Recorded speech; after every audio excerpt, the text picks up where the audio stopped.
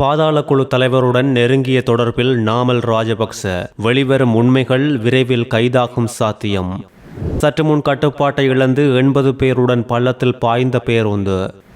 இசாரா செவ்வந்திக்கு பல வருடம் தொடரும் சிறை. இன்று நீதிமன்றின் உத்தரவு. கொழும்பில் மசாஜ் நிலையம் என்ற விபச்சார விடுதி நடத்திய 3 பெண்கள் அதிரடி கைது. மனித உயிர்களுடன் விளையாடும் மருத்துவர்கள் அரசாங்கம் விடுத்த எச்சரிக்கை. நாட்டில் இன்று முதல் கடுமையாகும் நடைமுறை. தெற்கு அதிவேக வீதியில் மர்ம வாகனத்தால் பரபரப்பு. காவல்துறையினர் கடும் விசாரணை. ரகசியமாக ஜப்பான் சென்ற அசோக ரன்வல கம்மன் பிளவின் சர்ச்சை கருத்து. ஸ்ரீலங்கா பொதுஜன பெரமுனவின் தேசிய அமைப்பாளர் நாமல் ராஜபக்சவையும் மஹிந்த ராஜபக்சவின் மனைவி சிராந்தி ராஜபக்சவையும் இன்று குற்றப்புலனாய்வு திணைக்களத்தில் முன்னிலையாகுமாறு அழைப்பு ஒன்று விடுக்கப்பட்டுள்ளது. அண்மையில் கைதாகி தடுப்பு காவலில் விசாரணையில் இருக்கும் பல கொள்ளை போதைப்பொருள் வியாபாரத்தோடு தொடர்புடைய பாதாள உலகக்குழுவின் தலைவர் கெகல்பத்ர பத்மேவோடு நெருங்கிய தொடர்புள்ளதாக வெளிவந்த விவகாரம் தொடர்பில் வாக்குமூலம் பெற்றுக்கொள்ளவே நாமல் ராஜபக்சவுக்கு குறித்த அழைப்பு விடுக்கப்பட்டுள்ளது. அதே நேரம் முன்னாள் ஜனாதிபதி மஹிந்த ராஜபக்சவின் மனைவி சிரந்தி ராஜபக்ச நாளைய தினம் போலீஸ் நிதி குற்றப்புலனாய்வு பிரிவுக்கு அழைக்கப்பட்டுள்ளதும் குறிப்பிட வேண்டியது. சிறிலிய கணக்கு தொடர்பான நிதி மோசடி தொடர்பாக சிராந்தி ராஜபக்சவுக்கு அழைப்பாணை விடுக்கப்பட்டுள்ளதும் குறிப்பிடத்தக்கதோடு ராஜபக்ச குடும்பத்திற்கே பல நிதி மோசடி வழக்குகள் தொடர்ச்சியாக இருப்பதும் விசாரணைகள் நடந்து வருவதும் குறிப்பிடத்தக்கது.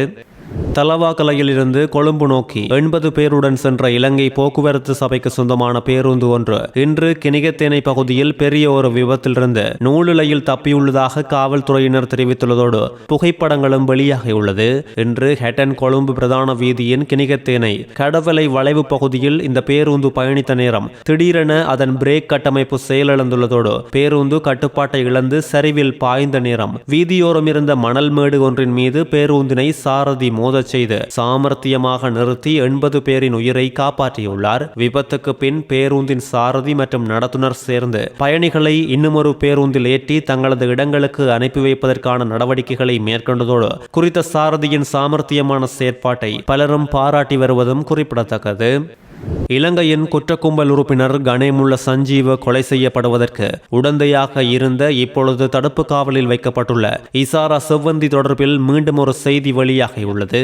அவரை மேலும் 90 நாட்கள் தடுப்பு காவலில் வைத்து விசாரணை நடத்த நீதிமன்றம் இப்பொழுது அனுமதி வழங்கியுள்ளது. கொழும்பு பிரதான நீதவான் அசங்க எஸ் போதரகம முன்னிலையில் அண்மையில் இந்த வழக்கு விசாரணைக்கு எடுத்துக் கொள்ளப்பட்ட போது சந்தேக நபரான இசாரா செவ்வந்திக்கு எதிராக ஏற்கனவே வழங்கப்பட்டிருந்த 90 நாட்களுக்கான தடுப்பு காவல் உத்தரவு இந்த மாதம் 15ஆம் திகதியோடு நிறைவடைந்ததாக கொழும்பு குற்றத்தடுப்பு பிரிவினர் தெரிவித்துள்ளனர். பலர் இந்த கொலை சம்பவத்தோடு தொடர்பில் இருந்ததாக கைதாகியுள்ள நிலையில் சம்பவத்தோடு தொடர்புடைய மேலும் 8 சந்தேக நபர்கள் வெளிநாடுகளுக்கு தப்பி சென்றுள்ளதாக போலீசார் நீதிமன்றத்தில் குறிப்பிட்டுள்ளதோடு அவர்களை கைது செய்வதற்காக சர்வதேச போலீசாருக்கு சிவப்பு அறிவித்தல் பிறப்பிப்பதற்கான நடவடிக்கைகளும் எடுக்கப்பட்டு வருவதாக தெரிவித்துள்ளனர். சம்பத் அசேன், மத்துகமசான், படுவத்தே சாமர மற்றும் துபாய் சுத்தா ஆகிய சந்தேக நபர்களுக்கு எதிராக சிவப்பு அறிவித்தல் பிறப்பிக்கப்பட்டுள்ளதோடு குறித்த வழக்கு விசாரணைக்கு வந்தபோது 4 சந்தேக நபர்கள் நேரடியாக நீதிமன்றத்தில் முன்னிலைப்படுத்தப்பட்டனர். மிகுதி சந்தேக நபர்கள் சூம் தொழில்நுட்பம் ஊடாக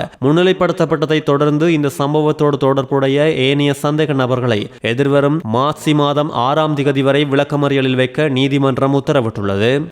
கொழும்பு பேலியகொடை தோரண சந்தி பகுதியில் மசாஜ் நிலையம் என்ற பெயரில் விபச்சார விடுதியை நடத்தி வந்த 3 பெண்கள் திடீரென நடந்த சுற்றிவளைப்பில் பேலியகொடை போலீசாரால் நேற்று மாலை அதிரடியாக கைது செய்யப்பட்டுள்ளனர். பேலியகொடை போலீசாருக்கு கிடைத்த தகவலை தொடர்ந்து மேற்கொள்ளப்பட்ட சுற்றிவளைப்பில் 3 பெண்களும் கைது செய்யப்பட்டுள்ளதோடு கைது செய்யப்பட்டவர்களில் மசாஜ் நிலையத்தின் பெண் உரிமையாளரும் உள்ளதாக போலீசார் தெரிவித்துள்ளனர். கைது செய்யப்பட்ட 3 பெண்களும் வத்தலை, கஸ்ஸல்ல மற்றும் பொகவந்தலாவை ஆகிய பிரதேசங்களைச் சேர்ந்த 21, 36 மற்றும் 47 வயதுடையவர்கள் என்றும் மேலதிக விசாரணைகளை பேலியகொடை போலீசார் மேற்கொண்டு வருகின்றமையும் குறிப்பிடத்தக்கது.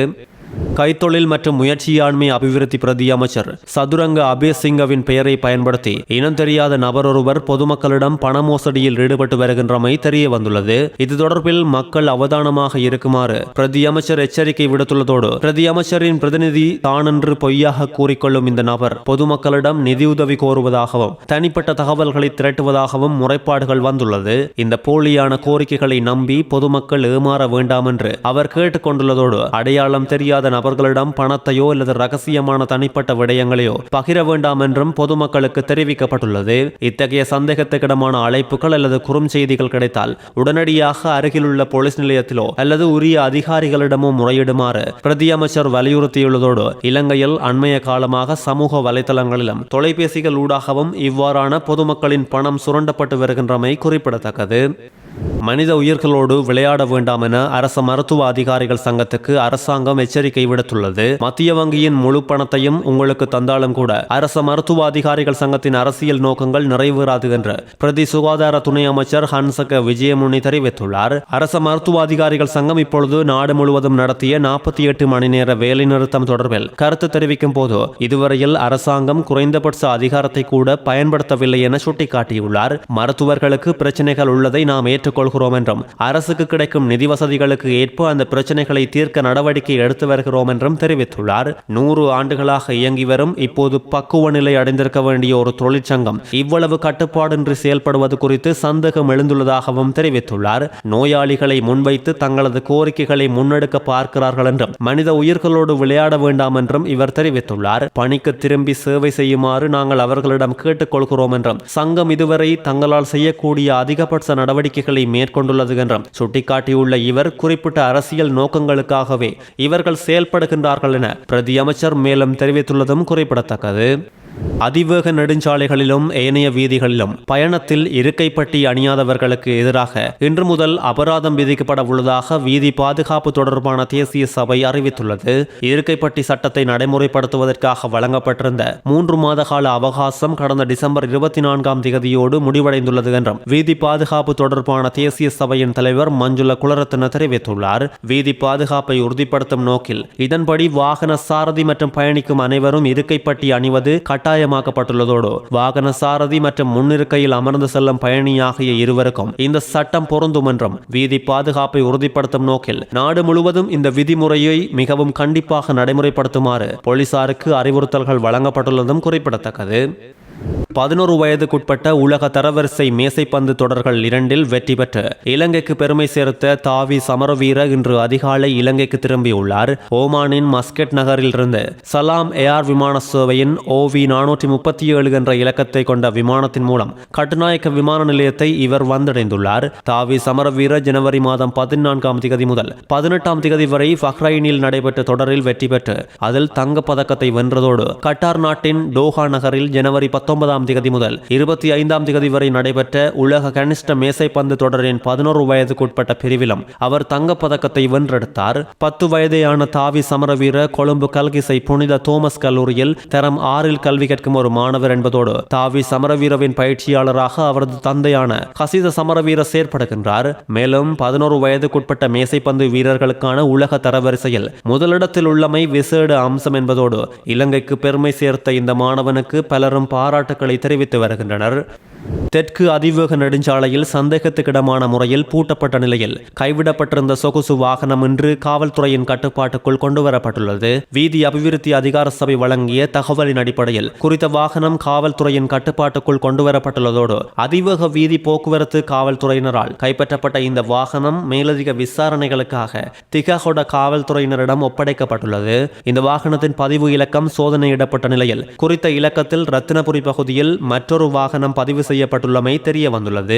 வாகனத்திலிருந்து கண்டெடுக்கப்பட்ட அடையாள அட்டையின் பிரதியொன்று தொடர்பில் முன்னெடுக்கப்பட்ட விசாரணையில் அது பொத்துகெர பகுதியை சேர்ந்த ஒருவருடையது என தெரிய வந்துள்ளது. இந்த வாகனம் மத்தள நோக்கி பயணித்துள்ளமை உறுதிப்படுத்தப்பட்டுள்ள நிலையில் இதன் பின்னணி தொடர்பில் குற்றங்களுக்காகவோ போதைப்பொருள் கொண்டு வருவதற்காகவோ பயன்படுத்தி இருக்கலாம் என்ற கோணத்தில் காவல்துறை மேலதிக விசாரணைகளை முன்னெடுத்து வருவதும் குறிப்பிடத்தக்கது. முன்னாள் சபாநாயகர் அசோக ரன்வல கடந்த 19ஆம் தேதி ஜப்பான் நோக்கி பயணமானதாக முன்னாள் அமைச்சர் உதய கம்மன்பில தெரிவித்துள்ளார். கட்சி தலைமையகத்தில் ஏற்பாடு செய்யப்பட்டிருந்த செய்தியாளர் மாநாட்டில் இதனை தெரிவித்துள்ளதோடு தொடர்ந்து பேசிய அவர் தனது கலாநிதி பட்ட சான்றிதழை எடுத்து வருவதற்காகவே ஜப்பான் சென்றுள்ளதாகவும் குறிப்பிட்டுள்ளார். நாம் தெரிந்து கொண்ட வகையில் அவர் ஜப்பான் செல்வதற்கான வேறு காரணம் எதுவும் இல்லை என நினைக்கின்றேன். கடந்த 19ஆம் தேதி கெத்தே பசிபிக் விமான சேவையின் CX-610 விமானத்தில் சென்றுள்ள அசோக ரன்வல புறப்படும் வாயிலின் 12வது ஓய்வறையில் அமர்ந்திருக்கும் புகைப்படம் ஒன்றையும் ஊடகவியலாளர்களுக்கு காண்பித்து இந்த விடயத்தை உறுதிப்படுத்தியுள்ளார். முல்லைத்தீவு புதுக்குடியிருப்பு பகுதியில் காணாமல் போயிருந்த நிலையில் தேடப்பட்டு வந்த 24 வயதுடைய இளைஞன் சற்று முன் உடலமாக மீட்கப்பட்டுள்ளார். தோட்ட கிணற்றிலிருந்து இளைஞனின் உடலம் இன்று சற்று முன் மீட்கப்பட்டதாக காவல்துறையினர் தெரிவித்துள்ளனர். புதுக்குடியிருப்பு பகுதியைச் சேர்ந்த 24 வயதான இளைஞனே இவ்வாறு உடலமாக மீட்கப்பட்டுள்ளார். முன்னதாக குறித்த இளைஞன் நேற்றிரவு முதல் காணாமல் போனதாக இளைஞனின் பெற்றோர் இன்று காலை காவல் நிலையத்தில் முறைப்பாடு பதிவு செய்தனர். இளைஞனின் உயிரிழப்புக்கான காரணம் இதுவரை கண்டறியப்படவில்லை என காவல்துறை தெரிவித்துள்ளது.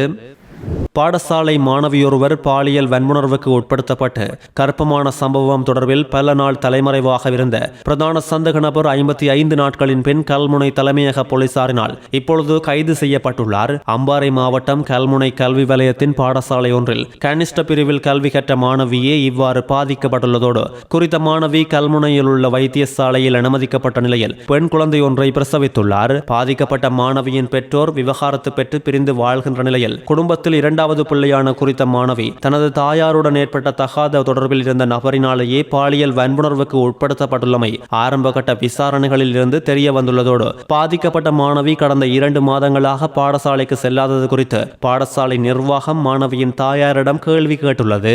இந்த நேரம் தாயார் முரண்பாடான பதில்களை வழங்கியதால் சந்தேகம் ஏற்பட்ட நிலையில் விடயத்தை அறிந்த மாணவியின் தந்தை கடந்த 2025 12ஆம் மாதம் 1ஆம் தேதி அன்று கல்முனை போலீஸ் நிலையத்தில் முறைப்பாடை பதிவு செய்திருந்தார்.